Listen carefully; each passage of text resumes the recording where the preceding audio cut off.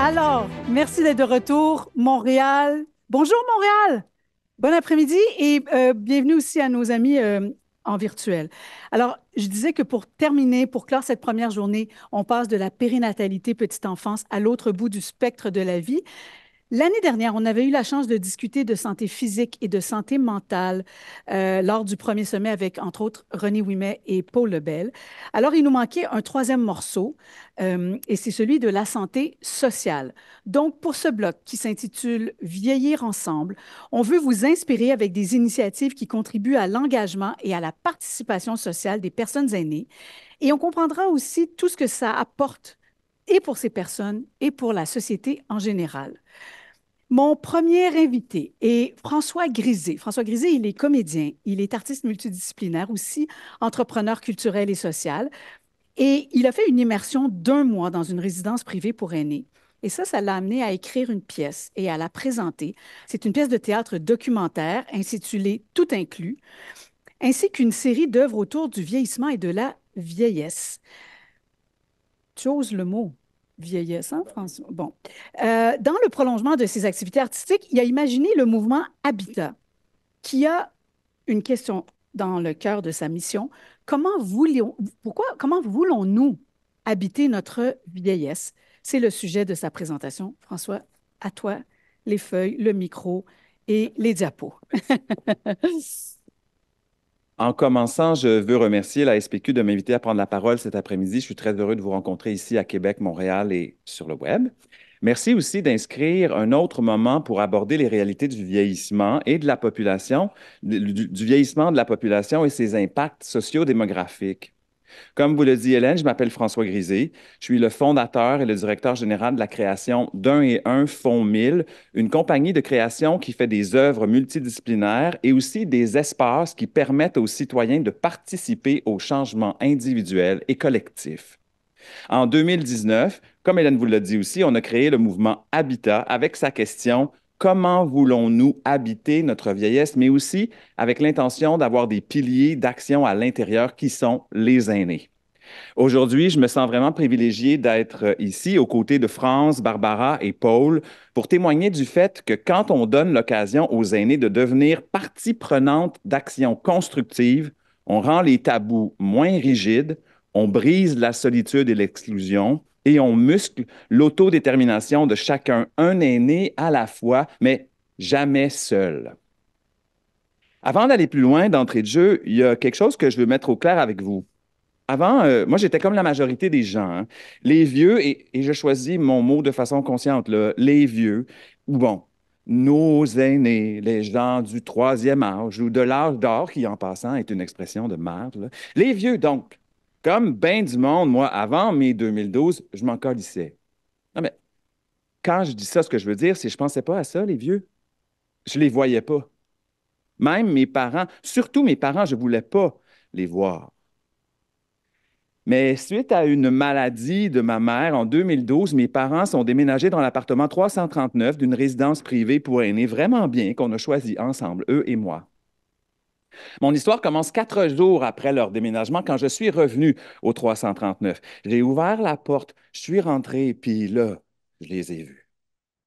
J'ai vu mes parents comme des objets déracinés le long du mur, dans la rangée de ce qui restait de leur maison cassée, puis ça m'a frappé, genre Saint-Paul sur la route de Damas. Je me suis dit, qu'est-ce qui est arrivé? C'est pas que je le savais pas, là, mais c'était genre, je déplogue de la Matrix. Holy shit! Est-ce que c'est ça qu'on avait choisi? C'est pour comprendre ce moment-là, ce choix-là de mes parents et moi de se placer, comme on dit, que j'ai décidé, comme Hélène vous l'a dit, d'aller vivre un mois dans une résidence privée pour aînés. J'ai décidé d'aller vivre un mois dans une maison de vieux. Ce que vous venez d'entendre, c'est l'extrait justement de la pièce de théâtre documentaire Tout inclus que j'ai écrite et présentée à la suite de mon séjour d'immersion d'un mois, 24 heures sur 24, dans une résidence pour aînés. Là, je vous demande un exercice d'imagination de reculer en arrière au 2 juillet 2013. En milieu d'après-midi, après 7 heures de route à partir de Montréal, j'arrive au 1421 rue des Hauts-Bois, les Jardins du patrimoine de Val-d'Or, une résidence privée pour aînés de l'Abitibi. Je suis ébaubi. Je suis éberlué, mais j'ai la confiance des innocents. Et dans les premiers jours de mon immersion, ça m'a pas mal pris de temps à m'habituer à mon nouvel environnement que je compare dans mon journal de bord à une polyvalente avec des marchettes. Malgré mon feeling d'être l'intrus dans la soupe trop salée, je me mets à rencontrer des gens, à manger avec du monde. Je leur demande comment c'est pour vous de vivre ici, là, en résidence. Ce à quoi ils répondent à chaque fois par le récit complet de leur vie. À chaque fois. Puis là, après 10 jours, après avoir entendu des récits d'une franchise et d'une vérité crue autour de la solitude, de la vie en communauté, du fait de casser maison, de la mort, de la souffrance, du deuil de son chez-soi, je vous l'avoue, j'ai capoté. Je suis en conversation avec Madame No, une résidente là-bas. Salut, François. Hey, je te regarde depuis quelques jours, là, puis t'as pas l'air bien. T'as l'air perdu. Mais c'est parce que je me sens perdu aussi, Madame No. Comment vous faites? Ah, c'est fucking déprimant de vivre ici. Comment vous faites pour être ici tout le temps dans ce style de vie de marde? Non, mais c'est vrai, comment voulez-vous que je me sente? Hein, c'est bien ici, mais je me sens toute seule. Mes enfants viennent plus me voir. J'ai cassé maison, mon mari est mort, ma femme est morte. C'est bien ici, on est en sécurité. Mais peut-être que je serais aussi bien d'arrêter d'aimer. Puis j'ai plus le goût de vivre, mais il y a une ambulance. Hein, il y a une place pour l'ambulance devant la porte. Puis on s'habitue. Hein, on s'habitue. On s'habitue à quoi? À voir venir le mur. Calisse! En fait pas, là, même si c'est ça que je pensais, hein, c'est pas ça que j'ai dit. J'ai juste dit, je me sens vraiment, vraiment pas bien, Madame No. Ce à quoi elle m'a répondu, moi, là, je dis qu'après le dîner, tu devras aller prendre l'air pour un bout. Tu sais ce que tu vis, là, nous autres? On a tous vécu ça, nous autres, ici. Tu as voulu le vivre, ben là, tu le vis. Tu sais, François, on choisit pas. Hein? On choisit pas de s'en venir ici. On décide que là, on est rendu là, puis qu'il faut faire le pas. C'est une décision, c'est pas un choix. Parce que quand tu choisis quelque chose, tu choisis entre différents choix. Mais là, quand tu laisses ta maison puis que tu es une personne âgée, tu n'as pas le choix. C'est tu es chez vous ou tu t'en vas dans une résidence. Puis aujourd'hui, je me rends compte que c'est d'entendre Madame No nommer si clairement son impression de ne pas avoir le choix qui a été le déclencheur pour imaginer et faire advenir la pièce, mais aussi le mouvement Habitat. La pièce de théâtre documentaire tout inclus a été présentée en 2 moments qui sont devenus 2 tomes. Le tome 1 qui raconte mon immersion de 30 jours et le tome 2 qui résume efficacement les 7 ans de recherche que j'ai fait pour le projet et l'émergence du mouvement dont on vous parle. Après chacune des représentations du tome 1, on avait des conversations avec le public, puis avec les commentaires, les questions des spectateurs, je me suis rendu compte qu'il y avait un réel besoin de parler du vieillissement. J'ai commencé à m'entendre dire, OK, bien, laissez-nous vos coordonnées, là, on va rester en contact, puis on va créer des consultations publiques, on va se poser la question, est-ce qu'il y a d'autres choses qu'on peut faire? Ah, parce que c'est ça que j'entendais là, dans les conversations qu'on avait. Est-ce qu'il y a d'autres choses qu'on peut faire? Question qu'on pourrait poser plus globalement en disant, comme personne, comme société, est-ce qu'on est capable de choisir autre chose? Alors, avec mon équipe, j'ai commencé à imaginer le forum Habitat qui allait devenir le mouvement Habitat. J'ai cherché un moyen de réfléchir autrement, alors j'ai trouvé des processus de co-création ou de design thinking. J'ai cherché des moyens de faire émerger des idées de façon collaborative. J'ai trouvé les grands frères des processus de co-création que sont les mouvements et les processus d'innovation sociale qu'on peut résumer à se mettre ensemble pour réfléchir de façon non linéaire puis faire émerger des solutions puis des actions qu'on peut poser directement dans la société. Ensuite, avec mon équipe, j'ai imaginé la question qui serait au centre de nos actions. Je suis arrivé à comment voulons-nous habiter notre vieillesse? Habiter notre vieillesse parce que ce qui m'est apparu, c'est que nos besoins sont à propos de l'habitation, oui, mais ce à quoi on aspire, c'est de pouvoir habiter. On veut habiter notre vieillesse comme on a habité notre vie, en prenant compte d'une plus grande multitude des dimensions de la vie humaine. Et pour moi, il y a 3 grands axes qui synthétisent les différentes dimensions. Premièrement, on veut habiter notre chez-nous, hein, l'espace bâti qui, bien sûr, doit évoluer, s'adapter, peut-être même changer. Deuxièmement, on a besoin d'habiter notre corps vieillissant. l'espace intime, l'espace de la perte des moyens physiques, biologiques et psychiques plus ou moins prononcés, hein, ce qu'on appelle la fameuse perte d'autonomie. L'espace aussi de la relation avec les idées reçues, j'ai avancé mon truc trop vite, mais c'est pas grave, souvent négatives et plus ou moins conscientes qu'on a acceptées en lien avec notre vieillissement, notre vieillesse et aussi la place que la société nous donne en tant que personne aînée. Bouton vert. Troisièmement, on veut aussi continuer à habiter les grands milieux de vie que sont les habitats sociaux, nos familles, nos réseaux humains, nos quartiers, nos villes, nos régions, nos provinces, en gros, nos sociétés, qui est le thème de ce dont on discute cet après-midi. Comme vous l'avez entendu, cette perception que quand on se sent plus capable, qu'on n'a pas d'autre choix, ça prend souvent sa source dans des états de fait très simples. Mais le contexte, les états de fait qui la sous-tendent, eux, sont complexes. D'abord, on a créé une société où on vit plus longtemps que jamais, tout en étant obsédé par la jeunesse et la performance. On ne veut pas voir ni parler du vieillissement et de la vieillesse. On fait comme si ça allait jamais arriver. Ensuite, le portrait qu'on dresse du devenir vieux, c'est très souvent négatif. Puis j'ai compris, en écoutant les vieux, que ça crée une forme d'isolement. Hein, ça nourrit un sentiment de manque d'appartenance à la société. Et surtout, depuis la pandémie, ça génère une sensation d'être une masse homogène, hein, le fameux nos aînés, dans laquelle les vieux souvent ne se reconnaissent pas du tout. Sans compter les systèmes et les stratégies gouvernementales défaillantes, et je pèse mes mots, qui peinent à répondre à la demande grandissante pour les soins à domicile jusqu'à ceux donnés en CHSLD. Vous vous rappelez de l'hécatombe de la pandémie de la première vague de COVID? Moi, oui.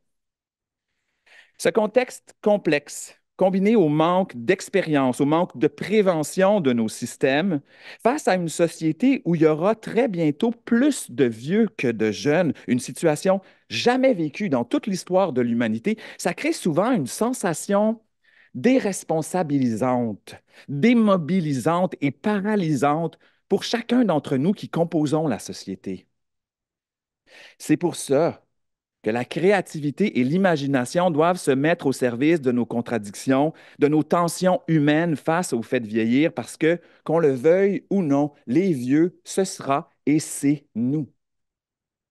Le mouvement Habitat et sa question se veulent une contribution très humble à cette façon de court-circuiter cette sensation de ne pas pouvoir agir. Le mouvement Habitat, c'est quoi concrètement? Lancé en 2019, ce mouvement-là, c'est donc un mouvement citoyen qui fait appel à la réflexion, mais surtout à l'action face aux réalités du vieillissement. Ça mélange des citoyens, des experts, des organismes de toutes les disciplines dans un projet de recherche, création et d'innovation sociale. Ça inclut surtout, comme je l'ai dit auparavant, les aînés qui en deviennent les locomotives.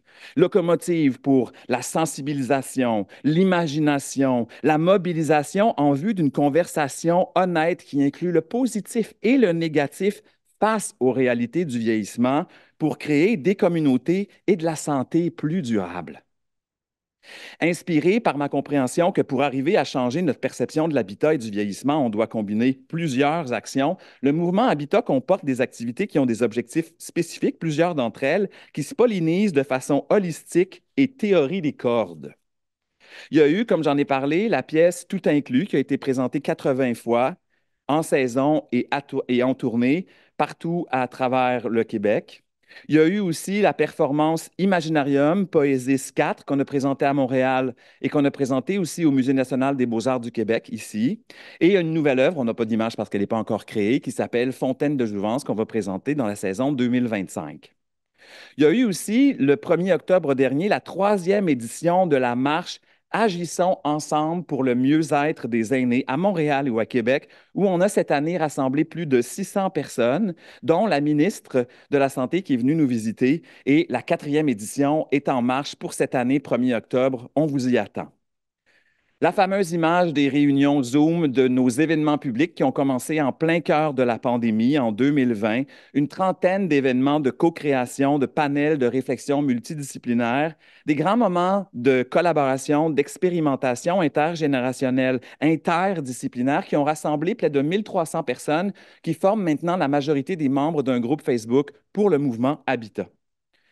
La dernière chose qu'on a créée qui travaille de façon concomitante, c'est à travers les événements, c'est qu'à travers les événements publics, on s'est rendu compte que les aînés avaient beaucoup de réponses, beaucoup d'idées quand on leur demandait qu'est-ce qu'ils voulaient pour leur futur. Puis c'est ça qui a fait qu'on est arrivé aux interforums. Les interforums, ce sont des groupes de 12 à 15 personnes qui sont animés par l'équipe d'un et un fonds 1000, où les aînés sont menés à travers un processus de six rencontres co-créatives qui les amènent à trouver des solutions eux-mêmes pour des réalités de leur quartier, de leur ville, de leur région. Jusqu'à maintenant, ils ont été actifs dans 5 régions du Québec et il y a une cinquantaine de personnes impliquées et 8 pistes de solutions qui sont en déploiement en ce moment. Le mouvement Habitat, ça se veut vivant, ça se veut évolutif, ça se veut adaptable et ça reconnaît aussi la nécessité d'agir sur l'autodétermination des individus comme l'étape première et primordiale en vue d'un impact sur la collectivité. Je ne vous apprends rien, on en a parlé toute la journée aujourd'hui. Le mouvement Habitat, ça brise la solitude, ça crée un sentiment d'appartenance et d'estime de soi, qui sont des notions, vous le savez, je ne vous apprends rien, qui sont reconnues comme des déterminants positifs de la santé des personnes et des collectivités, peu importe notre âge, mais encore plus quand on est vieillissant, encore plus quand on est vieux. À ce titre, je vais vous partager un témoignage d'une de nos participantes qui résume mieux que tout ce que je pourrais vous dire les impacts du mouvement Habitat. Ce n'est pas Louise, mais c'est un groupe de gens qui ont participé à l'origine au Jardin du patrimoine. Louise Rosenberg. Je m'appelle Louise Rosenberg, j'ai 72 ans. J'ai découvert le mouvement Habitat en 2020 alors que je venais d'avoir 70 ans. En plein cœur de la pandémie, ma société me disait que j'étais fragile, vulnérable et que si je sortais de la maison, j'allais mourir. J'étais donc très heureuse de rencontrer ce mouvement en ligne qui m'a sauvée, en fait. J'étais face à une nouvelle étape de ma vie que je ne savais pas comment accueillir parce que l'image qu'on me reflétait était incohérente avec la façon dont je me sentais. Toujours Louise. Ce que le mouvement Habitat m'a donné, c'est la liberté de penser que je pouvais moi-même inventer ma vieillesse. Ma parole a trouvé une place, on m'a entendu. Ça m'a donné une grande confiance. Au fil du temps, ça m'émeut à chaque fois. J'ai mis en œuvre ce que j'apprenais au sein du mouvement. Et alors, je suis allé à la rencontre de ma communauté. Je suis maintenant membre d'un CA, d'un organisme communautaire de ma région. J'ai commencé un café des aînés à ma bibliothèque et je suis en train de former un conseil des doyens et des doyennes à la Chine où je vis. Ce sont des témoignages comme ceux-là qui me donnent du gaz pour continuer. Puis moi, je vous invite à vous joindre à nous pour déployer nos œuvres, nos campagnes et notre prototype de création de solutions, les interforums, parce que vous l'avez entendu et je reste bien humble là-dedans, mais ça marche. On a de l'expérience, on a des prototypes concrets qui sont prêts à être déployés dans tout le Québec, et ça, dans les 3 prochaines années. Je vais bientôt céder la parole à France, Barbara et Paul. Et en finissant, je tiens à souligner que de se mettre ensemble pour créer des solutions par la création, par l'action citoyenne, c'est pas nouveau. Hein? Puis on n'est pas les seuls à le faire, thank God, mais il faut le faire toujours plus et pas demain, pas d'après-demain, maintenant. Ce qui est nouveau, cependant, c'est de réapprendre le collectif et la responsabilisation dans notre monde individualiste, ultra performant et déresponsabilisé. Ça a un impact réel. Ça crée des opportunités de nous transformer par étapes. On se transforme soi, puis on transforme notre milieu, nos voisinages, nos villages, nos villes, nos régions, nos provinces. En fait, je crois que ça tient du début d'une révolution. Parce que ça nous donne de l'autonomie. Parce que ça nous donne une prise sur le réel souvent décourageant et souvent difficile. Ça nous permet de le transformer, le réel, à toutes sortes d'échelles, comme au théâtre et comme dans la création. Ça nous donne l'occasion de s'informer, de s'éduquer, de se préparer, de voir venir et de prévenir plutôt que de guérir pour qu'on puisse faire des choix nouveaux. Moi, avec vous aujourd'hui, ceux qui sont ici, ceux qui sont à Montréal, ceux qui sont en ligne, j'ai le goût de croire qu'on va pouvoir être ceux et celles qui vont faire des choix nouveaux, qui sont basés sur l'immensité du savoir dont j'ai entendu parler toute la journée. Et je crois qu'en faisant ces nouveaux choix, avec beaucoup d'amour, de patience, de courage, de temps, parce qu'il va falloir être patient, on peut choisir d'habiter notre vieillesse de façon plus éclairée, plus inspirante, plus lumineuse. Il me reste 19 secondes, je vais les prendre. Je veux dédier cette conférence à une grande mentor à moi qui est décédée hier, à 86 ans. Elle s'appelait Judith Coltai, c'est ma mère spirituelle et intellectuelle. Je lui dédie cette conférence et je vous remercie de votre attention. Merci, François. C'est émouvant, tout ça. Tu t'en vas pas, tu reviens tout à l'heure. J'aimerais présenter les trois prochains conférenciers parce qu'ils vont faire un panel sur un sujet qui s'intitule Le réseau Résilience Aînée Montréal, un levier pour l'inclusion, la résilience et la participation sociale des personnes aînées montréalaises. Et on aura à cette occasion le privilège d'entendre Barbara Filion. Barbara Filion, elle est ergothérapeute depuis 20 ans, certainement. Elle a orienté sa carrière vers la santé publique et elle se consacre à la promotion de la santé et à la prévention au sein de la population aînée montréalaise, dont elle connaît bien les multiples enjeux. Elle travaille à la DSP de Montréal, du CIUS Centre-Sud. Sa collègue, même DSP, même CIUS, Paul Lebel, qu'on a entendu tout à l'heure au micro, qu'on a vu à la télévision récemment, j'étais toute fière de dire, mais je la connais. Elle est toujours pertinente, cette femme-là. C'est formidable. Paul Lebel, c'est un médecin, c'est une spécialiste de renom en santé publique et en médecine préventive. Elle a consacré sa carrière au domaine du vieillissement.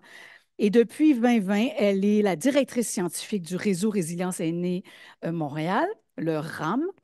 Et pour compléter le trio, il y aura aussi France Cardinal Remette, qui est une jeune citoyenne, vous allez voir, membre de ce réseau. Place à vous, mesdames. En tout premier lieu, je voudrais dire à François Guérizé qu'il est tout sauf gris. Et j'aimerais juste que 2, 3 personnes se lèvent parce qu'elles sont ici, elles font partie de notre réseau. Alors, Denise, Josette et Joé, si vous voulez vous lever. Alors, ce sont d'autres collaborateurs. Merci. Alors, moi, j'aimerais continuer dans une belle histoire, celle du réseau Résilience Aînée Montréal. Ça a commencé en 2015 à la Direction régionale de santé publique de Montréal. On refaisait une planification de santé publique pour les prochaines années et en regardant la littérature, en voyant ce qui se passait sur le terrain, on a bien identifié que l'isolement social, la solitude, l'agisme étaient omniprésents à Montréal. On a décidé d'aller plus loin. On a fait une quinzaine de groupes de discussion de personnes aînées partout à Montréal pour mieux comprendre ce qu'elles vivaient. Et de là, on est allé chercher une subvention du programme Nouveau Horizon pour les aînés du gouvernement fédéral qui nous a permis de créer ce réseau Résilience Aînée Montréal, un plan d'impact collectif qui travaille de façon ardue, énergique, depuis 2019 et qui se termine en 2024, qui se termine à peine puisqu'on travaille très fort sur la pérennité. Alors, nous allons parler de qu'est-ce que c'est ce plan d'impact collectif et qu'est-ce qu'on s'est donné comme mission, qui sont ses partenaires. Nous allons parler des 5 volets qui le composent. Le Conseil citoyen, qui est une structure qu'on a créée en cours de route. On a eu besoin de ce Conseil citoyen. Et puis, nous allons parler de la pérennité. Alors, d'abord, qui sont les organismes qui participent à la gouvernance du PIC-RAM, comme on l'appelle dans notre vocabulaire quotidien? D'abord, c'est la Direction régionale de santé publique qui en a la coordination et le développement. Et on est allé chercher plusieurs partenaires montréalais extrêmement importants dans le vieillissement, à commencer par 2 citoyennes partenaires qui sont là en co-décision avec nous. La Ville de Montréal, qui était à ce moment-là à préparer son plan MADA pour les prochaines années, le CIUS Centre-Sud, les Petits Frères qui travaillent directement sur la solitude, la Table de concertation régionale des aînés de Montréal, la FADOC Montréal, la Comaco, qui est un organisme qui réunit 85 organismes communautaires dédiés aînés, et une communauté soignante, on en parlera tout à l'heure, qui est issue d'un GMF à Notre-Dame à Montréal. La vision qu'on s'est donnée dans les premiers 6 mois, on a travaillé très fort à créer notre vision, nos valeurs, nos objectifs.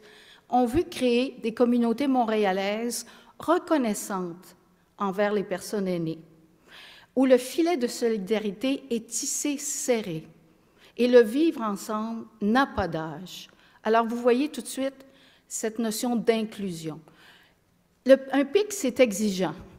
Ça comprend un agenda commun de tous ces organismes, des activités qui se soutiennent mutuellement. On va voir qu'on a 5 volets, mais les 5 volets interagissent entre eux.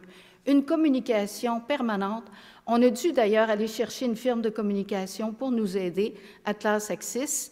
Un système d'évaluation commun, notre ami Joé y travaille très fort, et une structure de soutien qui est la DRSP de Montréal. Nos valeurs, on les a travaillées au moins pendant 3 rencontres. On s'est coltaillé là-dessus, puis on en est arrivé au choix suivant: créativité, résilience, intégrité, inclusion, concertation, engagement. Et disons que c'était très important d'avoir ces valeurs parce que lorsqu'il y a des tensions dans les groupes, les valeurs nous aident à revenir à notre essence, à nous aider à régler les conflits. Alors, je cède la parole à Barbara qui va vous parler des 5 volets. Bonjour tout le monde. C'est ça, dans le fond, il y a 5 volets. Là, je pourrais passer des heures sur chacun des volets tellement c'est riche, tellement c'est dynamique, ces volets-là. Mais j'y vais vraiment avec un court survol. Dans le fond, on a structuré là, la présentation des volets selon les besoins à combler, notre réponse du PICRAM à chacun des volets, puis la présentation d'un exemple concret qui a été produit par chacun des volets. Donc, le volet 1, c'est des connaissances au profit de tous. Le besoin à combler, c'était l'absence de données montréalaises concernant la participation sociale des personnes aînées, puis les facteurs qui l'influencent. Puis, tu sais, on en a parlé là, ce matin de l'importance de la participation sociale, donc je pense qu'on n'a pas à vous convaincre pour ça. Notre réponse, ça a été de faire une enquête montréalaise sur les conditions sociales puis la participation sociale des personnes âgées de 55 ans et plus à Montréal. Ça s'est passé entre les mois d'août et décembre 2021, puis c'est la DRSP là, qui a mené cette enquête-là. Ça s'est fait auprès de 7062 personnes qui ont répondu à un questionnaire soit en ligne ou au téléphone, en français et en anglais, issus là, de tous les quartiers montréalais. Donc, le but de ce rapport-là, c'est de reconnaître, de valoriser la grande contribution là, des personnes aînées à la société. Puis ici, je vous présente en primeur 3 activités issues des faits saillants illustrant cette grande contribution. Donc, pour ce qui est du travail, plus de 40% des 65 ans et plus occupent encore un emploi, ce qui n'est pas banal. Au niveau du bénévolat, c'est plus du tiers des 55 ans et plus qui en font. Puis, par rapport à la proche aidance, c'est 38% des 55 ans et plus qui aident un proche sur une base régulière. Donc, la contribution à la société, elle est très grande. C'est sûr qu'il y a encore du travail à faire, là, quand on constate que dans les données là, qu'on a compilées, c'est une personne sur 5 qui est âgée de 55 ans et plus qui a déclaré éprouver souvent le sentiment d'être isolé socialement depuis la pandémie. Donc, les aînés aussi continuent de le ressentir. Puis, le sentiment d'inutilité à la société, il augmente de façon significative avec l'âge. Donc, chez les 85 ans et plus, c'est 54% qui ont rapporté se sentir inutiles, malheureusement. Donc, moi, je vous invite là, à rester à l'affût pour prendre connaissance là, du rapport complet, le rapport régional complet qui sera publié là, au début février. Donc, ça s'en vient rapidement. Le volet 2, c'est pas d'aînés, pas de communauté. Ici, on voulait réduire les attitudes de discrimination et d'exclusion en lien avec l'âge. Donc, on doit valoriser la participation sociale des personnes âgées montréalaises pour lutter contre l'âgisme à l'aide d'une campagne médiatique et de marketing social. Cette campagne-là, elle a eu lieu en novembre 2021. Puis, je vais vous inviter, dans le fond, à découvrir le vieux Montréal, comme vous ne l'avez jamais vu. Là, ici, on est dans un petit exercice périlleux pour vous projeter la campagne qui a eu lieu là, en novembre 2021. C'est une collaboration, dans le fond, en partenariat, la DRSP de Montréal, la FADOC de l'île de Montréal, la Ville de Montréal, puis la TCAIM.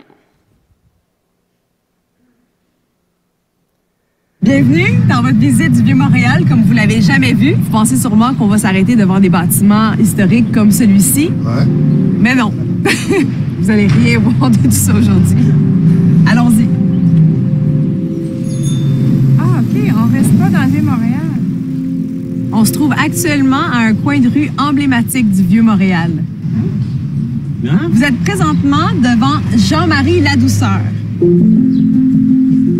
Un vieux Montréalais. Qui est ce vieux Montréal-là? Beau temps, mauvais temps, il est là 182 jours par année. Monsieur Ladouceur, c'est pas une statue, mais c'est un roc. Vous nous faites traverser? Oui, bien sûr. Alors ici, vous avez un magnifique point de vue du vieux Montréal en action. C'est Louise Desilets. C'est une prof de conditionnement physique et elle a 61 ans. Ça vous tente-tu d'aller faire des petits étirements?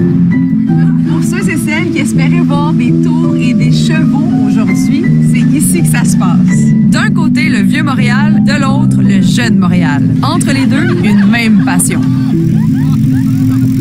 À la table ici, Bernadette et ses amis cumulent plus de 250 années d'histoire. Montréal serait pas la même sans ses vieilles bâtisses, ses vieilles artères, ni ses vieilles personnes. Il y a plus d'1 demi-million d'aînés sur l'île qui rendent Montréal vivante à chaque coin de rue. Non, j'ai pas découvert le vieux Montréal, mais les vieux Montréalais. Le mot vieux, ça me fait pas peur. C'est des gens qu'on a besoin, c'est l'âme de la ville.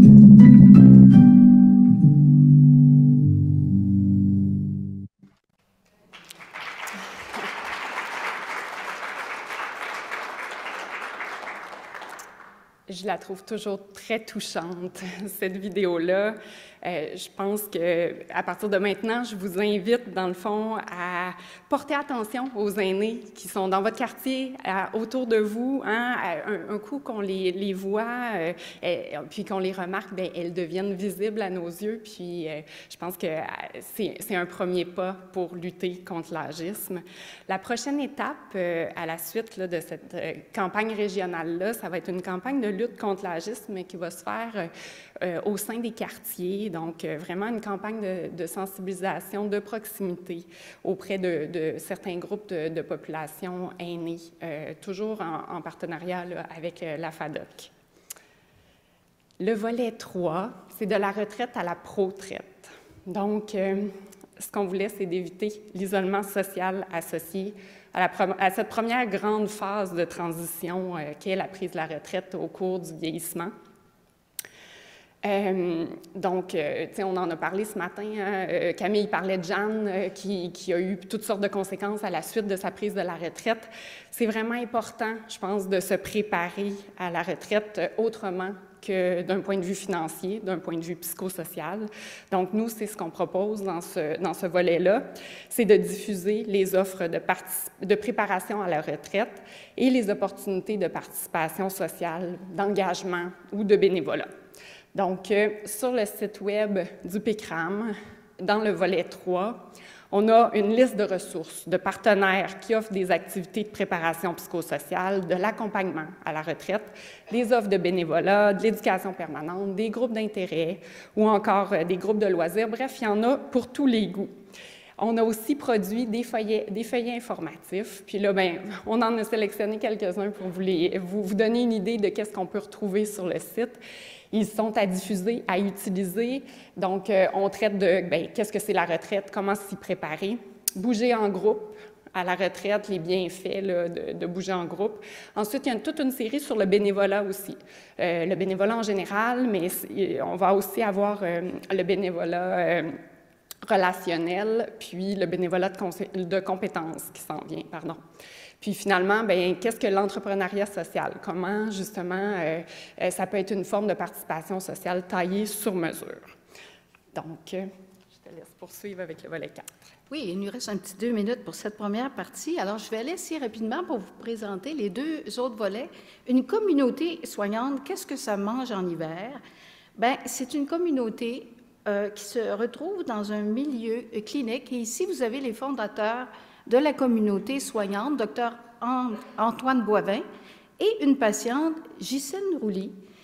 Ensemble, ils ont développé la notion de père accompagnateur. Alors, lorsque l'équipe clinique d'Antoine voit des personnes aînées isolées, atteintes de plusieurs maladies chroniques et devenant plus des malades que des citoyens, ces pères accompagnateurs les aident à réfléchir sur leur vie, les aident à se réintégrer et à revenir un citoyen actif dans la société. Alors, je vous invite plus tard à aller écouter cette magnifique vidéo où il présente les rôles de cette communauté soignante. Dernier volet, des communautés génératrices de résilience. Pendant la pandémie, on a noté que les aînés se déconditionnaient au plan physique, social et cognitif. Et Comaco, ce grand organisme qui regroupe plusieurs organismes communautaires aînés, a décidé de s'attaquer à cette vulnérabilité des aînés en développant 3 lignes téléphoniques de soutien. Alors, la première ligne, la ligne Espoir aîné, c'est une ligne où l'aîné peut téléphoner ou un membre de sa famille et la personne est reçue par un intervenant d'une communauté, ici c'est l'Est de l'île, qui connaît toutes les ressources et qui accompagne l'aîné jusqu'à temps qu'elle ait la ressource. Si elle veut le faire elle-même, la personne coordonnatrice va tout simplement rappeler une semaine après, puis l'avez-vous eu, votre ressource? Sinon, est-ce que je peux vous donner un coup de main? Alors ça, c'est une ligne très intéressante. L'autre ligne, ligne info-fournisseur, il y a eu beaucoup d'arnaques pendant la pandémie, on le sait. Donc, ça se passe au centre du Vieux-Moulin à La Salle. Des intervenants choisissent avec soin des entrepreneurs qui offrent de petits services à la maison, s'assurent qu'ils n'ont pas de casier judiciaire et aident l'aîné à établir un contrat et s'assurer qu'ils vont recevoir les services donnés. Et avec le temps, ils ont même développé un pan bénévole pour venir accrocher un cadre dans la maison, nettoyer tout simplement le parvis s'il y a de la neige. Puis finalement, la dernière ligne qu'ils ont créée pendant la pandémie, justement, c'est la ligne LIAM, qui est une ligne intervenant aîné Montréal pour tous les intervenants communautaires qui font face à des cas extrêmement difficiles, et c'est le cas maintenant. Ils peuvent s'adresser à des experts en ligne pour obtenir des conseils, pour obtenir de la formation sur mesure à partir des problèmes qui naissent et donc qui sont beaucoup plus soutenus qu'avant pour intervenir. Alors voilà les 5 grands volets. On laisse la place maintenant à France pour le Conseil citoyen.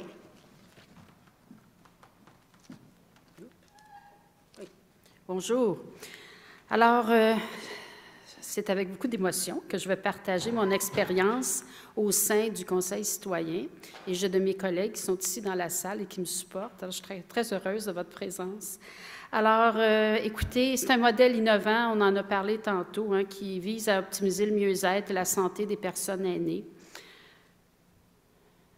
C'est une expérience audacieuse, favorisant la réflexion et l'influence vis-à-vis des décisions qui concernent les personnes aînées également. Alors, en fait, on est 11 membres au sein du Conseil citoyen et nous travaillons ensemble depuis, en fait, on a été créé là, en 2021. Alors, ça fait quand même quelques années qu'on est ensemble et qu'on évolue et qu'on mature ensemble. On est arrivé à un niveau de maturité intéressant. Alors, on a ouvert une nouvelle voie pour les aînés qui y participent, là, en leur donnant la parole, en les intégrant dans les prises de décision qui les concernent, et ce, par divers moyens dont je vais vous parler au cours de ma présentation. Alors, tout d'abord, on se demande, mais c'est qui les membres du Conseil citoyen? Alors, en fait, chaque citoyen arrive avec son bagage personnel, avec son expérience de vie, son histoire. Et c'est vraiment cette diversité qui en fait la richesse. Hein? C'est tous nos savoirs expérientiels ensemble qui font qu'on évolue puis qu'on est plus fort pour développer plein de choses. On pourrait même se comparer aussi à des phares là, qui veillent au mieux-être de nos pairs, qui sont les aînés. Hein? On est à l'affût de tout, on est à l'affût de ce qui se passe dans les médias, qui traitent de problématiques des aînés. On échange ensemble et voilà.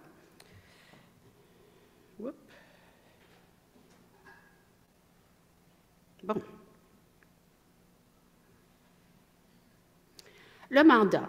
Alors, le mandat du Conseil citoyen, c'est d'offrir un espace de réflexion, d'éclairer les prises de décision du réseau Résilience Aînés Montréal, d'influencer les politiques publiques et de se doter d'un plan d'action dont je vous parlerai à la fin de cette présentation. Les activités, les actions des membres du Conseil citoyen, bien, comme je le disais tantôt, là, on échange des informations pour consolider notre expertise, on fournit des avis, des recommandations sur des enjeux touchant les personnes aînées de Montréal. On alerte le comité de pilotage du RAM par rapport à des expériences terrain et on assure un rayonnement des activités du Conseil citoyen. Ce rayonnement-là, il se fait par différentes façons, mais entre autres, on a mis sur pied un comité de rédaction et on va mettre plein d'informations sur un site web, une page Facebook et aussi dans une infolettre. Il y a 4 types de participation citoyenne. Au début, on en avait 3, puis finalement, on s'est dit, bien, on en a 4. Alors, il y a le mode consultation, qui est un premier niveau. Je vais vous illustrer ça tantôt. Là, je vais juste les nommer, c'est les notions plus pratiques. Là. Alors, consultation, alors on a un niveau d'influence qui est plus minime, effort citoyen plus minime. Bon. Collaboration, là, on monte d'un cran. Alors là, on est plus en co-construction. Partenariat, un cran de plus encore. Et on est toujours en co-construction. Et on a enfin le leadership citoyen. Alors, à ce moment-là, on est plus autonome, puis c'est nous qui allons consulter les experts ou les personnes ressources, entre autres la Direction régionale santé publique, pour nous aider à cheminer, à avancer. Alors, on va aller avec la prochaine. On revient avec ce schéma-là, ce qui est très important. Je commence à vous illustrer nos formes, nos types de collaboration et de partenariat, là, nos modes de fonctionnement. Alors, quand on travaille les membres ensemble au sein du Conseil citoyen, on utilise toutes les sortes les types de collaboration, consultation, leadership citoyen. Hein? On est dans différents modes. Il y a 2 citoyens partenaires qui siègent au comité de pilotage, on l'a dit tantôt. Alors, à ce moment-là, on est en mode plus partenariat, en co-construction avec les membres du comité de pilotage. Alors, on a aussi une participation au niveau des volets. Alors, à ce moment-là, on est en collaboration, en co-construction. Tout dépendant des volets, on a 1, 2 membres. Des fois, on a des membres qui vont aller de temps à autre, là, ad hoc, là, quand c'est nécessaire. Alors, des réalisations qu'on a faites. Nous avons été consultés pour faire un bilan là, après la pandémie, parce que Dr. Mylène Drouin voulait savoir qu'est-ce qui avait bien marché, mais qu'est-ce qui avait moins bien marché pour les aînés. Hein. Je pense qu'on a tous des images en tête. Et, alors, on était très honorés d'être consultés, puis on a vraiment travaillé fort. Puis on est arrivé à produire un document qui s'appelle « Regard aîné sur la pandémie », qui émet 16 recommandations. Puis parmi ces recommandations-là, c'est sûr qu'on trouve important qu'il y ait un plan d'action pour lutter contre l'agisme, d'assurer des meilleures mesures sanitaires, mais surtout aussi, là, on a insisté beaucoup sur l'importance d'intégrer des personnes aînées dans la création des solutions. Puis ça a été retenu, c'est venu à l'oreille de Dr. Drouin. Et dans son rapport général, Dr. Drouin, là, pour la DRSP, elle a recommandé de formaliser des lieux de participation de la population comme le Conseil citoyen de notre âme. Alors, on était très fiers, très contents. Alors, voilà. Bon. Le PARI, maintenant, c'est le plan d'action régionale intégrée de santé publique 2023-2025. On a été consultés à ce niveau-là. Et c'est très important, ce rapport-là, parce que maintenant, il y a vraiment des actions prioritaires sur les déterminants de la santé qui incluent pour la première fois l'adaptation au vieillissement. Alors, encore un gain, on était contents. Bon, je ne veux juste pas que je me perde dans mes feuilles, j'ai beaucoup de feuilles. Quelques réalisations, encore une fois, la suite. Consultation dans la démarche municipalité Amis des aînés. Là. Alors, c'est une stratégie montréalaise de ce plan-là. Alors, il y a 3 grandes orientations qui ont pour but de favoriser le vieillissement actif et dont l'un des résultats visés de manière explicite est de rehausser la participation des personnes aînées dans les instances municipales. Alors, ça aussi, c'est fort intéressant. Bon, voilà.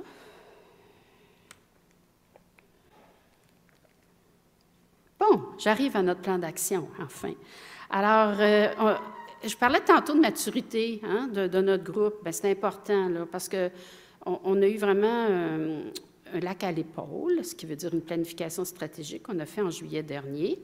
Et on n'aurait pas pu le faire au début, quand on s'est constitué comme conseil citoyen. Ça prenait une certaine maturité de notre groupe pour arriver à être capable de réfléchir ensemble puis d'établir nos priorités.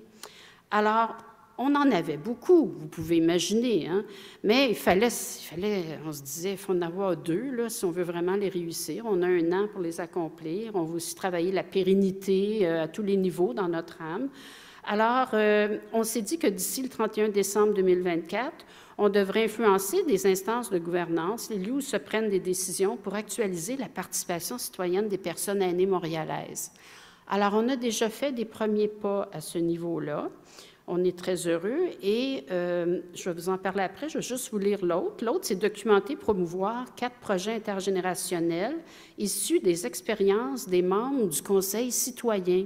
Parce qu'il y a des membres dans notre groupe qui ont vraiment réalisé de très beaux projets intergénérationnels. On en a parlé hein, plus tôt, l'importance de cette dimension-là. Alors, au niveau du premier objectif, ce qu'on fait en ce moment, c'est qu'on a travaillé avec Marilyn Alerte de la Ville de Montréal, qui nous a ouvert des portes, qui nous a mis en lien avec des conseillères d'arrondissement qui ont le mandat de faire le suivi, justement, là, du plan de Montréal, de Montréal Amis des aînés, là, le MADA. Et on sait qu'il y a déjà des arrondissements, en tout cas, il y en a un, en tout cas, qui aurait un conseil des aînés déjà mis sur pied depuis quelques années. Puis il y en a d'autres qui sont en cheminement pour le faire. Alors, on est entré en contact avec différents arrondissements pour connaître le suivi qu'ils vont faire au plan MADA, mais surtout aussi pour leur offrir un soutien si jamais ils voulaient connaître comment nous, on s'est pris pour mettre sur pied notre conseil citoyen. C'est ce qu'on a fait dernièrement avec un arrondissement, puis ça a été très apprécié. La personne était très heureuse de voir, parce que quand même, on ne met pas ça sur pied juste comme ça. Hein? Il faut vraiment réfléchir, c'est étapiste, il y a des critères à regarder. Alors, c'était bienvenu. Et alors, probablement qu'on va continuer dans le même sens. On est en train de faire des liens avec d'autres personnes et puis on chemine bien dans ce sens-là. Puis on espère qu'un jour, à Montréal et dans les arrondissements, il y aura des conseils des aînés là, un peu partout. Il ne faut pas oublier que Montréal, il y a 350 000 aînés hein, de 65 ans et plus, et la population est vieillissante. C'est que ça nous concerne beaucoup. Tu sais, on est sensibilisé à ça, puis on trouve ça important de trouver des outils ou des pistes de solutions pour aider les aînés. Puis parmi ces aînés-là, s'il y en a qui sont bien entourés par un réseau de proches, il y en a d'autres qui non. Ils vivent une solitude, comme on a dit ce matin, qui peut être douloureuse, là, un isolement important, parce que plus on vieillit, mais il y a un appauvrissement du réseau social. Alors, c'est ce qui fait que ces gens-là sont plus isolés, puis on veut trouver des solutions pour ces gens-là. Maintenant, au niveau des 4 projets intergénérationnels, on est en train de développer des fiches techniques, on va rayonner, on va faire connaître ces projets-là, on va les documenter comme il faut. Un exemple d'un projet que je pourrais vous donner, c'est une dame qui vit dans une RPA et qui se rendait compte que les canettes vides de boissons gazeuses étaient jetées à la poubelle. Puis là, elle s'est dit, bien, ça serait intéressant, il y a une maison de jeunes pas loin, on pourrait collecter ces canettes-là, puis peut-être impliquer les jeunes avec nous autres, on leur donnerait les canettes, puis ils pourraient avoir un financement pour leur maison de jeunes. Puis ça a très, très bien fonctionné. Elle est allée rencontrer, en fait, c'est une citoyenne partenaire de notre groupe, là. Et puis elle est allée rencontrer la directrice de la maison de jeunes, il y a eu un emballement, et puis là, maintenant, ils font des barbecues ensemble, des parties de billard, ils ont eu un marché de Noël, les jeunes avaient leur table, ils ont ramassé des sous. Mais ce que ça fait, entre autres, c'est les échanges hein, qui se concrétisent à travers toutes ces activités-là. C'est ça qui en fait la richesse du projet. C'est un exemple. Je pourrais vous décrire les autres, mais on n'a pas le temps. Je pense que j'ai déjà même passé mon temps. Alors, je voudrais terminer le mot de la fin rapidement parce que je trouve ça très important, c'est très court. Dans un article paru dans Le Devoir au mois d'août dernier, Mme Denise Veilleux, membre de l'exécutif du Conseil citoyen du RAM et notre porte-parole, a véritablement lancé un cri du cœur qui fait très certainement écho à notre mission. qui propose depuis sa création la vision d'une vieillesse citoyenne. Alors, voici un court extrait de ce qu'elle a écrit dans le journal qui est vraiment touchant. En reconnaissant pleinement leur statut de citoyen et citoyenne à part entière, nous favorisons l'inclusion sociale et nous renforçons le tissu intergénérationnel, ce qui est essentiel pour construire une société équitable et harmonieuse. Merci, Denise. Ça a apparu dans Le Devoir, en fait. Alors, je termine avec ça.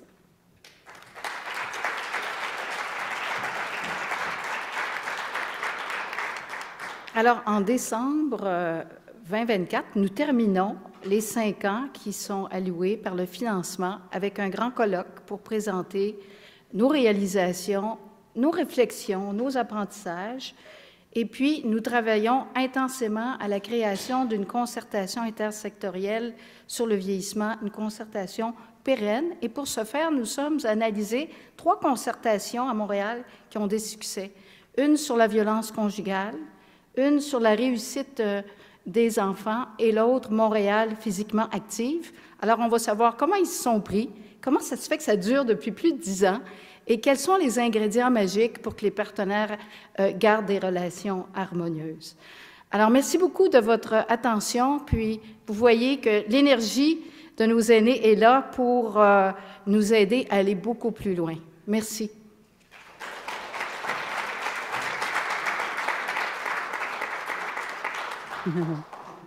Bravo, merci, mon Dieu, c'était très énergique. Merci pour ces belles présentations de fin d'après-midi. Je vous rappelle que Jacques est là aussi pour se joindre. Hein? Jacques, ça fait 2 fois que je l'appelle Jacques. François est là pour se joindre à nous pour les questions. Prenez place au micro. Et moi, je me demandais, comment ça fonctionne le processus de recrutement des membres du Conseil citoyen du RAM? Est-ce qu'il y a des critères, Paul? Oui, c'est très sérieux. On ne fait pas ça sur le coin d'une table. D'abord, on se dit quels sont les savoirs expérientiels que l'on recherche, quel profil socio-démographique voulait-on avoir pour représenter la diversité montréalaise, les quartiers montréalais. Et suite à ça, à partir de nos réseaux, vous comprenez qu'on avait plusieurs partenaires autour de la table qui pouvaient nous aider à identifier des personnes. On a eu des citoyens qui nous ont été présentés et là, nous avons fait un entretien d'une durée d'1 heure. Et aussitôt que Denise et France sont arrivés, on a fait les entretiens, moi ou d'autres personnes du réseau, avec un ou une citoyenne, et pour vérifier si les personnes avaient ce qu'il fallait pour travailler avec nous. Dans l'ensemble des personnes qu'on a interviewées, il y en a 2 qu'on n'a pas retenues. C'est toujours délicat. Donc, la démarche antérieure est très importante pour éviter d'avoir à dire non à quelqu'un. Et puis aussi, il faut savoir qu'il y a un roulement des citoyens. Alors, on a perdu des citoyens, par exemple, qui sont devenus des proches aidants très importants et qui n'avaient plus la possibilité de rester avec nous ou qui ont déménagé dans un autre pays. Alors, il faut toujours être prêt à refaire du recrutement, à amener ces personnes-là par une bonne formation, une initiation pour qu'ils ne se sentent pas perdus et bien accueillis par les autres au niveau du Conseil citoyen. Alors, ça prend des semaines, recruter. Ce n'est pas une affaire de 2 minutes. Non, effectivement. Ça prend, oui. Viens ici, François, parce que toi, tu pourras parler dans ce micro-là. Est-ce qu'il y a des questions? Nous on a une question de notre côté, Hélène. Parfait. Oui, bonjour. Jérôme Leclerc du Réseau d'action pour la santé durable du Québec. Mais avant de m'impliquer en santé durable, j'étais infirmier en soins à domicile, donc la question des aînés m'a toujours beaucoup interpellé. Puis, je voulais vous remercier d'abord, les 4, pour vos présentations. C'était vraiment fort inspirant, puis beaucoup apprécié. Ma question, c'est, je trouve ça vraiment intéressant d'aller chercher les aînés citoyens, les ramener à l'avant-plan dans la société. Mais comme France, vous le disiez, il y en a aussi qui sont très isolés. Pendant la pandémie, on l'a vu. Puis, moi, je pensais à différents profils d'aînés que c'est difficile d'aller chercher. Les hommes, souvent, on n'est pas bon comme hommes pour maintenir nos réseaux, nos amitiés ou même des relations familiales. Puis en vieillissant, j'en ai vu beaucoup qui se retrouvaient très isolés. Puis après, sinon, dans les communautés culturelles aussi, il y en a qui, des fois, ben, arrivent d'un autre pays carrément, donc ils n'ont pas eu la chance de se bâtir un réseau en arrivant, où il y a une barrière de langue. Puis ma question, je ne sais pas à qui elle s'adresse, aux quatre, comment est-ce qu'on peut faire pour aller chercher ces personnes-là qui auraient quelque chose à amener certainement, mais qui ne vont pas aller d'eux-mêmes s'informer dans des groupes aînés ou qui ne sont pas actifs dans leur résidence à jaser avec d'autres personnes? Effectivement, vous avez tout à fait raison. Ce 1/5 isolé là, dont Barbara a parlé, il y a plusieurs interventions qui sont possibles. La première qui est majeure, ce sont les intervenants de milieu qui existent déjà depuis plusieurs années, qui connaissent les quartiers, qui connaissent les cafés, qui vont à la rencontre des aînés. Et ça peut vouloir dire entrer dans un HLM, tranquillement connaître les locataires et découvrir qu'il y a une personne très isolée. Et c'est l'approche à petits pas qui se fait sur plusieurs mois. C'est un apprivoisement comme le renard et le petit prince. Ça prend beaucoup de doigté et d'empathie pour aller chercher ces personnes. Après ça aussi, ce qu'on a vu lorsqu'on a fait la tournée, Valérie Lemieux et moi, de groupes de discussion, c'est que même dans des résidences pour aînés où il y a des activités, il y a des gens qui sont timides, qui n'iront pas dans les activités. Alors, ça prend un comité de résidents qui va aller accompagner d'autres résidents pour les aider à s'intégrer dans les activités. Alors, ça aussi, c'est de l'empowerment aîné. C'est les aînés qui accompagnent d'autres aînés. Et puis, dans les cas d'isolement très sévère, il faut voir que la maladie mentale est souvent sous-jacente. Alors, c'est le travail très important avec les équipes de gérontopsychiatrie communautaire à domicile. Il faut lier nos réseaux ensemble pour être capable d'intervenir auprès de ces personnes qui ont besoin de se réintégrer dans la société. Et c'est la même chose pour l'itinérance aînée qui croît en importance avec la fermeture des RPA et de beaucoup de lieux d'habitation. Donc, il faut qu'on soit prêt à aller les identifier puis éviter qu'ils ne s'isolent de façon très importante. François? Moi, je voudrais juste ajouter que c'est un projet d'une de nos porteuses de projets à l'intérieur des interforums qui est en train de travailler dans la Naudière à créer un lien entre les intervenants, par exemple les policiers, les pompiers qui à chaque année doivent faire une tournée des maisons pour aller inspecter, pour s'assurer qu'il y a une sécurité dans la maison. Et peut-être qu'en s'associant justement aux intervenants de milieu, si ces deux personnes-là allaient, mais il y aurait peut-être déjà des petits liens qui pourraient être créés et c'est venu de l'imagination de Diane de la région de la Naudière qui vit dans une région très rurale, par exemple. Très bien. Merci. Monsieur.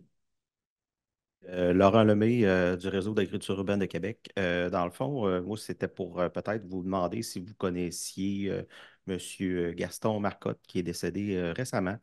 C'était une personne, disons, qui a créé la Fédération du hockey du Québec, la Confédération du hockey du Québec. Monsieur avec un aura incroyable qui, justement, liait des liens beaucoup intergénérationnels. Il n'a jamais paru très, très, disons, vieillissant. Il a toujours été, tu sais, à inspirer les gens, en fait. Puis c'est un petit peu ça que je voudrais peut-être ramener.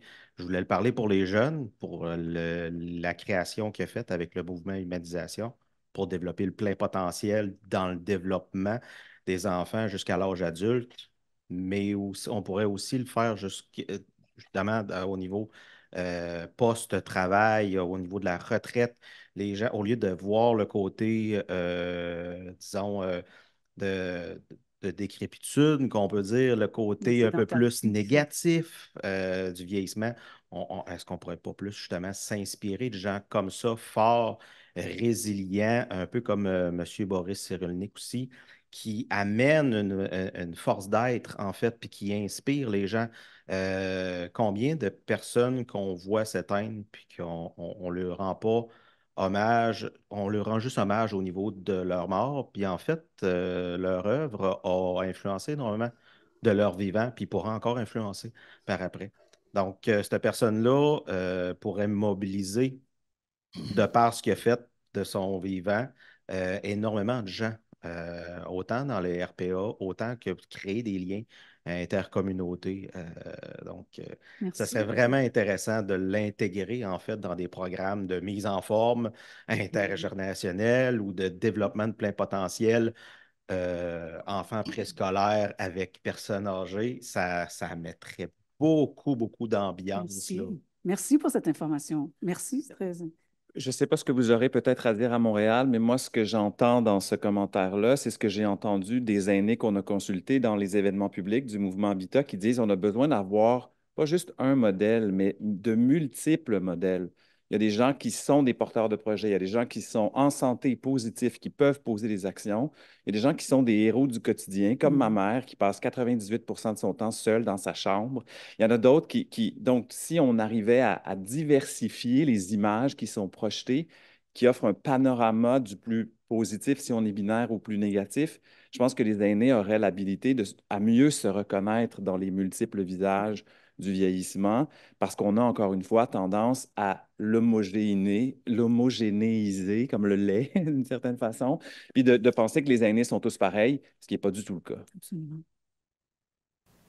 On a réussi un tour de force, je pense, avec le ministère dans une nouvelle programmation sur l'adaptation au vieillissement, de segmenter les groupes d'âge.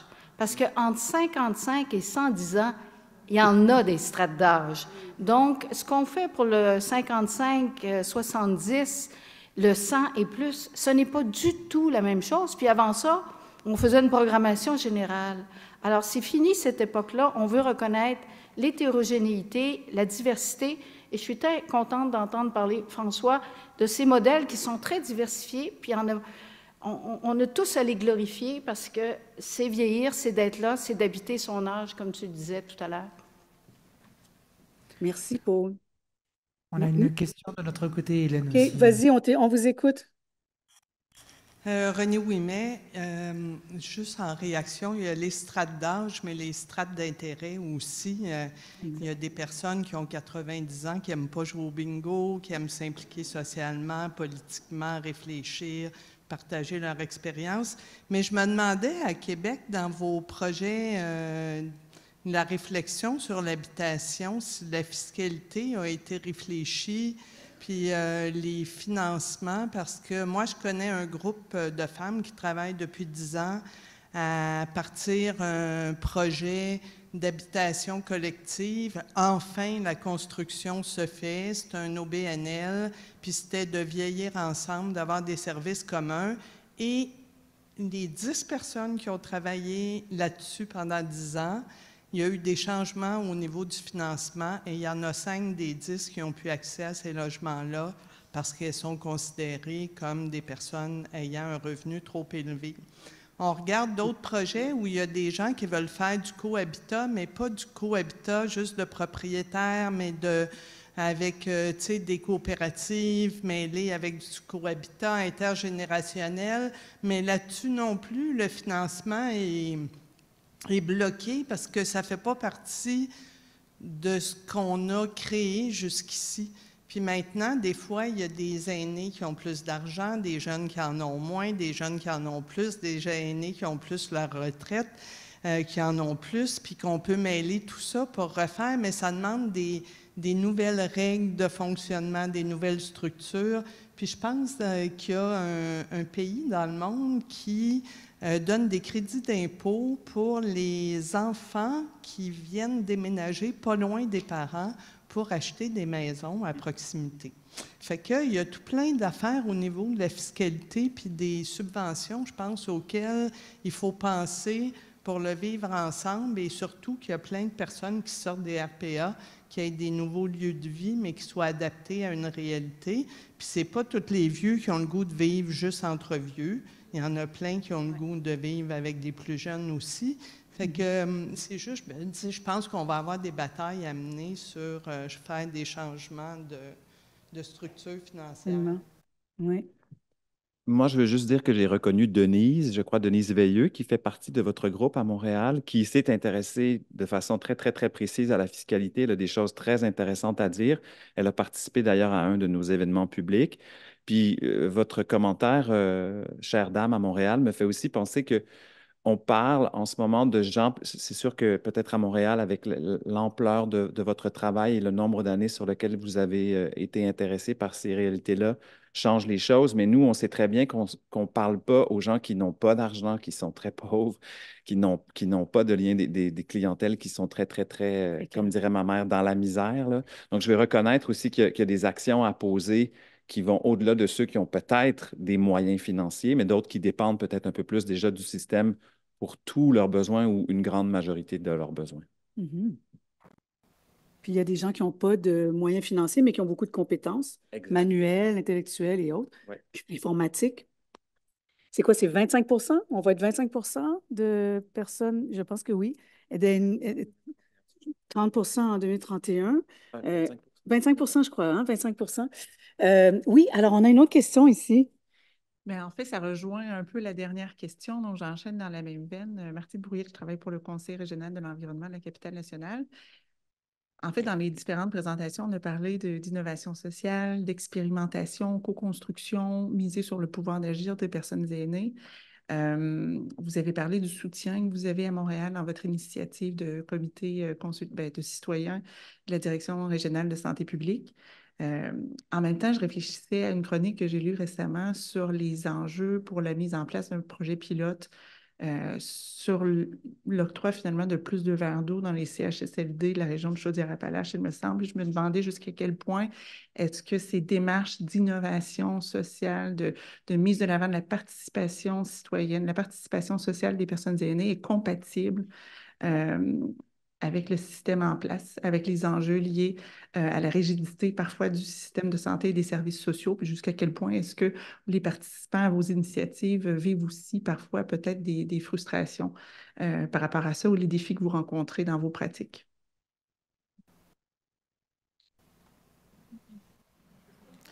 Bien, je pense que, en tout premier lieu, nos initiatives, ce sont pour la grande majorité des aînés qui vivent dans la communauté. Quand on parle d'hébergement, CHSLD, c'est 3 ou 4 des aînés qui sont là. Alors nous, on a choisi de concentrer nos énergies sur les personnes qui restent à domicile. Moi, je pense que dans les CHSLD, il y a des comités d'usagers. Il y en a qui sont très actifs, il y en a qui sont ignorés, il y en a qui auraient besoin de soutien.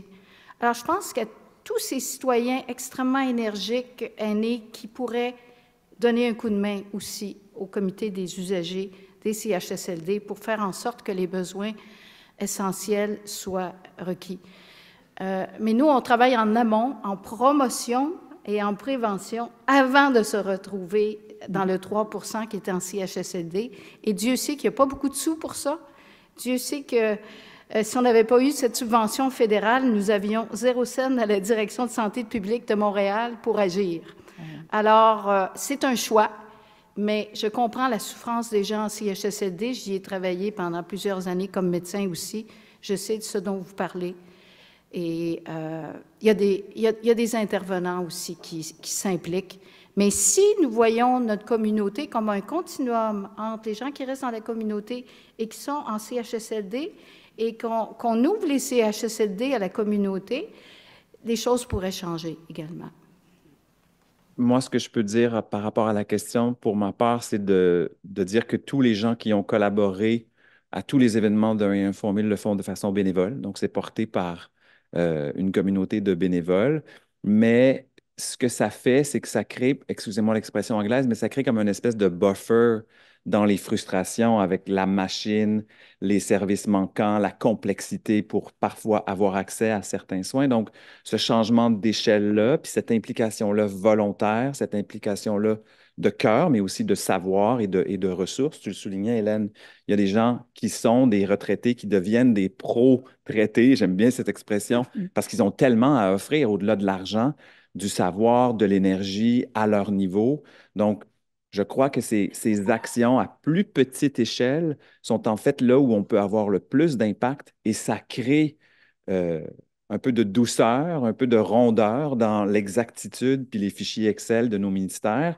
Mais le parti qu'on a pris, nous, à 1 et 1 Formule et avec le mouvement Habitat, c'est de se dire, bien, ça deviendra inévitable de changer l'échelle. Ça deviendra inévitable des projets comme ce qui se passe à Montréal, des projets comme ce qui se passe avec 1 et 1 Formule. Et il y en a plein d'autres qui font des projets de ce type-là. Donc, je pense que de changer l'échelle, de commencer des prototypes plus petits, ça va devenir inévitable pour avoir un impact collectif, ultimement. Puis peut-être que je voudrais aussi compléter la réponse de Paul. Quand on travaille avec les membres du Conseil citoyen, on y va vraiment à petits pas. Puis souvent, il y en a là, des frustrations, que ça ne va pas assez vite, justement, le système et qui est mis en place ne nous permet pas d'aller aussi vite que les citoyens. Eux seraient prêts à aller vraiment de l'avant puis à aller plus vite. Mais on y va par étapes, puis ben, c'est ça. Dans le fond, tout le monde contribue, puis on lâche pas, on fait avancer les choses, puis on mène les batailles avec eux. Ben, merci. Vous quatre, là, lâchez pas. Merci, merci pour ces présentations. François Grisé, Barbara Filion, Paul Lebel et France Cardinal. Vous êtes des dynamos inspirants. Merci beaucoup. Je vous donne une statistique parce qu'Anne-Marie Morel est une source inépuisable d'informations. En 71, la part des personnes aînées était de 7 %. Elle est en constante augmentation, on le sait, et elle va passer à 26 % en 2041. Ça, c'est demain, selon les projections démographiques de l'Institut de la statistique du Québec. Donc, sur ces données, est-ce que vous nous donnez encore 5 minutes, Thomas et moi? On est dans le temps. Il nous reste 9 minutes maximum. Merci d'être là jusqu'au bout. Thomas, on s'assoit, hein? On s'assoit comme on faisait l'année dernière? OK. J'ai mis mes plus belles chaussettes aujourd'hui que pour toi. Moi, j'ai besoin de m'asseoir. Oui, oui, c'est super. Comment ça va, Thomas? Es-tu content? Mais en fait, je ne suis pas vraiment content parce que tu as un canapé, toi, de ton côté. En fait, tu as un sofa, alors que moi, je suis sur une chaise. Il y a une priorisation à Québec. Je ne sais pas ce qui s'est passé au niveau du budget de mon... Maintenant, on est très, très heureux. Regarde, premièrement, en fait, j'ai trouvé que c'était de très, très beaux échanges. J'ai trouvé qu'on voyait une progression aussi.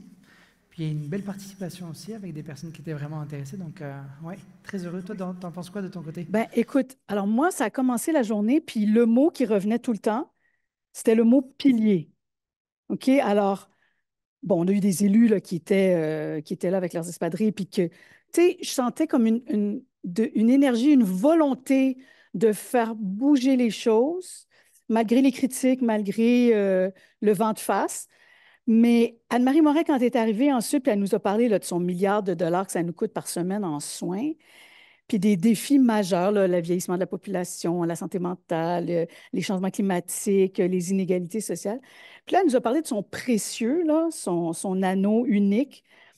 Puis après ça, elle a dit, il faut solidifier le pilier, ce pilier-là, qui est le virage de la prévention, qui est un pilier. Puis elle a dit, dans tous les silos, là, parce que ça, c'est un mot qui revient tout le temps, silo. Je pense qu'on dit plus le mot silo en santé publique qu'en nutrition ou dans agriculture et en agronomie. Et puis là, tu sais, elle a dit, le silo de M. Dubé, lui, il faut arriver avec un minimum de 5 % du budget en santé durable. Fait que ça, elle a dit comme le premier mot pilier. Puis après ça, Camille Gagnon est arrivée, puis là, elle a parlé d'un autre pilier de la santé qui est celui des médicaments, qui sont à la fois une ressource très importante, utile, nécessaire, qui sauve des vies, mais aussi une surcharge, tu sais, à cause qui cause des torts. Puis elle a parlé de polypharmacologie et qui est ça aussi, que c'est un réel enjeu de santé publique. Moi, j'avais pas beaucoup entendu parler de ça. Puis le dernier pilier qui est arrivé, c'est Marianne Dessureau avec la santé publique qui était un pilier sous-exploité pour diminuer les listes d'attente et l'augmentation des dépenses. Donc, tu vois, il y avait ce mot pilier-là qui revenait, là, le projet de loi 15, la révision de la loi sur la santé publique, puis on veut ajouter comme conseiller ben, le directeur national de santé publique, ce serait la moindre des choses. Alors, tu vois, il y avait comme, ça partait solide, là, tu sais, les piliers du temple, on n'avait pas envie qu'ils s'effondrent. Et puis, tu sais, pour repartir un peu sur la thématique du Seigneur des Anneaux, Anne-Marie, en fait, parle de Monsieur Dubé, mais on a besoin d'un vrai Gandalf de notre côté. Quelqu'un qui nous dise que la maladie ne passera pas, pour les amateurs de Gandalf et du Seigneur des Anneaux plus particulièrement. Mais c'est quand même très intéressant en fait d'arriver sur les problématiques. Je trouve que c'est très très bien mis en place en fait en tant que tel, ce début de conversation-là, parce qu'on voit en fait qu'actuellement le PL15 est en train de parler de la gestion de la maladie de manière générale, et puis là on est avec un ministère de la Santé qui est en train de se poser la question, qu'est-ce qui va nous rester ? Et on est à un moment un peu charnière en fait de l'histoire même de la santé et de la maladie au Québec avec la création de Santé Québec, parce que de la même manière qu'Hydro-Québec gère la production d'énergie, le ministère de l'économie et de l'énergie gère autre chose d'une certaine manière. Est-ce qu'on peut aujourd'hui arriver à ce tournant-là, avec justement la conversation qu'on a eue ce matin, avec un ministère de la Santé qui ne devienne plus en fait un ministère de la maladie, mais vraiment un ministère de la réduction de la maladie ou un ministère de la prévention et de la promotion de la santé? C'est une chance qui ne se reproduira pas. Donc, on a 6 mois de notre côté pour intervenir, parce que justement, avec la création de Santé Québec, quand les choses vont être mises en place, on en a pour 15 ans, 20 ans, 30 ans de notre côté, et on ne pourra pas revenir en arrière. Oui, mais tu as raison. Mais qui nous parlait de ça, là, que c'est... En périnatalité, quand on parle de ça, ça va prendre 2-3 générations avant de voir des effets. Mais tu sais, de Tolkien, Seigneur des Anneaux, on est passé aussi à Molière avec Jean Sussrien, qui a eu 40 ans d'action avec les municipalités en santé durable. Et puis là, Julie Lévesque est arrivée avec cette espèce d'escargot, très Fibonacci. Mais l'escargot, en alimentation, c'est le symbole de slow food, qui ne veut pas dire de passer 3 heures à table, mais qui veut dire de parler d'alimentation et d'agriculture durable, mais avec l'humain qui était au centre de cette action municipale. Donc, j'ai aimé cet emblème-là avec les 6 environnements, et on retiendra maintenant que tout le monde va aller en Suisse en demandant aux gens s'ils ont adopté un seul ou 2 cochons d'Inde, parce qu'on a appris que là-bas, c'est interdit d'en adopter un seul, parce qu'on a un besoin de socialiser, et sinon, ça diminue l'espérance de vie. Puis ça rejoint à ce qu'on disait là aussi, les aînés, le spectre de la vie, tout ça. C'est omniprésent, ça, cet humain au centre des municipalités. On parle actuellement de réduction de maladies et puis de changement au niveau du paradigme de santé, mais c'est les dernières années, c'est les premières années où on a une réduction de l'espérance de vie au Québec. C'est quand même impressionnant. Et puis, c'est intéressant en fait de revenir vers les bases. Julie nous a parlé de ces bases-là, les bases en fait de qu'est-ce que c'est que le concept de santé, comment on se développe dans ce concept de santé-là. Et puis, c'est intéressant parce qu'aujourd'hui, on a parlé de jeunesse, on a parlé aussi en fait de vieillesse, mais on va avoir la chance de parler également en fait d'autres thématiques demain qui vont vraiment en fait dans ces différentes classifications de la santé qui est une santé globale en fait. Dr Arruda qui est toujours avec nous justement avec ces objectifs qu'on a de l'UNESCO. D'une certaine manière, la santé, elle est partout. Et donc, c'est intéressant de regarder, dans un premier temps, en fait, le continuum de la vie, mais après, d'aller dans des thématiques qui sont un peu plus précises. Absolument. Il y a d'autres mots qui sont revenus aussi que je trouve qui sont très évocateurs, avec Alexandre Pirch, avec Isabelle Lisée. On a parlé d'échelle, on a parlé de faire des ponts, puis des leviers pour aider les plus petites municipalités. Donc, il y a ce souci d'aller rejoindre les gens dans différentes sphères, là où ils se trouvent, pas seulement dans les grands centres. Après ça, bon, Julie Saint-Pierre, là, les 1000 premiers jours, on en avait un peu parlé l'année dernière, mais c'est elle, en fait, qui disait là, que les effets qu'on fait aujourd'hui, on va les voir dans 2-3 générations, mais elle a aussi parlé de l'art comme pilier au développement. Tu vois, ce mot pilier, vraiment, c'était un mot. Puis, bon, on est très curieux de voir qu'est-ce qu'elle nous a mijoté là, avec Boris Cyrulnik et Jean-Marie Lapointe, qu'on a reconnu sur les photos. Et puis, tu vois, il y avait Élise Bonneville aussi qui a mis, elle, ses lunettes sur cette petite enfance pour agir tôt. Puis, cette phrase vraiment très parlante, que la petite enfance, ce n'est pas juste une étape du développement humain, c'est le développement humain. Puis, on pourrait appliquer cette phrase-là aux différents âges de la vie, puis même au 3e, 4e âge et tous ces âges-là là, dont Paul disait qu'il fallait peut-être plus segmenter. Puis elle parlait, elle avait comme des engrenages, tu sais, pour parler du travail collaboratif. Alors, briser les silos pour répondre aux besoins des familles avec tous ces engrenages. Puis des fois, c'est dur de faire tourner une première roue, mais là, il y a plein d'autres choses qui s'enclenchent par la suite. Oui. Moi, ça m'a fait penser beaucoup quand Julie est arrivée avec les statistiques par rapport justement au verglas. C'est le terme de génération sacrifiée. Ça s'est apparu énormément en fait ces derniers temps. Pendant justement la grève qu'on a eue au courant de la période du mois de décembre, pendant la pandémie aussi, les générations sacrifiées. Comment en fait dans un système de santé qui est efficace, on n'a plus de sacrifice de génération, mais on arrive justement à respecter le continuum. Et comment potentiellement, en fait, on voit qu'il y a un sacrifice qui est en train d'arriver et on intervient in extremis, ou alors on essaie de rattraper la chose pour que justement 30 ans, 40 ans, 50 ans plus tard, ben justement, le système de santé n'est pas à payer les pots cassés. J'ai beaucoup aimé l'intervention, si je ne me trompe pas, c'était de Paul qui disait « Merci beaucoup pour ce que vous faites aujourd'hui, ça va nous aider pour dans 30 ans, dans 40 ans. » Mais comment on arrive justement à travailler sur son continuum? Comment on arrive à sensibiliser le gouvernement justement à cette problématique de génération sacrifiée qu'on est en train de vivre chaque jour, au quotidien? Oui, tu as raison. Puis, tu sais, il y a Marie-Claude Dufour qui a parlé de l'importance de socialiser pour, tu sais, avec tous les enjeux de santé mentale, les nouveaux parents, toute cette période très bouillante là, du début de la vie, la réorganisation d'une cellule familiale, etc. Puis, tu sais, elle parlait de l'importance de socialiser. Puis, je me disais quand même, tu sais, en Suisse, on protège les cochons d'Inde.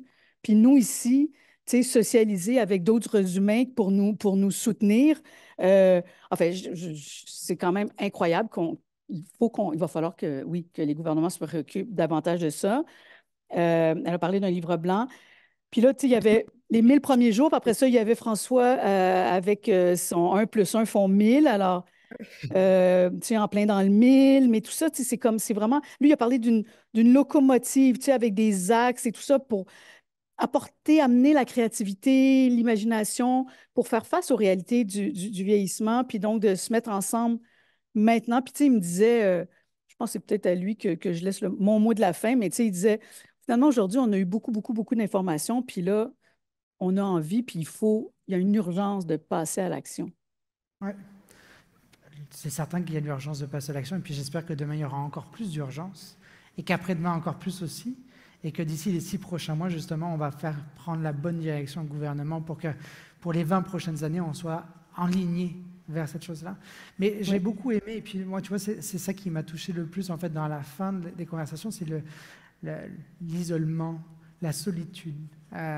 Puis c'était Hillary Clinton qui avait fait une très belle lettre ouverte, si je ne me trompe pas, il y a quelques mois, là, qui parlait en fait que la plus grosse pandémie qu'on est en train de vivre aux États-Unis, c'est la pandémie en fait de solitude.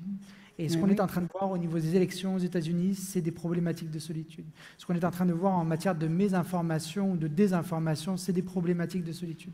Comment on arrive à rattraper ces gens-là autour d'une même table? Comment on arrive à reprendre du plaisir ensemble en tant que société? Comment on arrive à créer des ponts entre les générations? Comment on arrive à au-delà en fait des différentes strates? Par exemple, j'ai aimé ça en fait qu'on ne peut pas considérer qu'une personne de 60 ans ait la même qualité ou la même ambition qu'une personne de 100 ans, mais sur des choses, on se rejoint.